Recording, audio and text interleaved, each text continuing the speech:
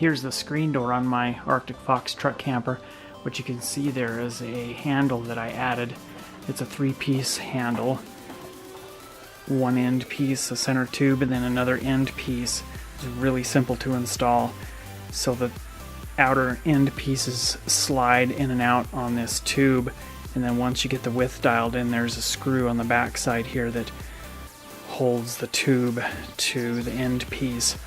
So beyond that, there's only 2 holes that you drill here, and then another 2 holes on that end. So just drill those 2 holes and screw it in place, and you're done. Excellent handhold to pull the screen door closed. Even the main door, when the screen and the main door are clipped together, it also doubles as a really nice towel rack inside.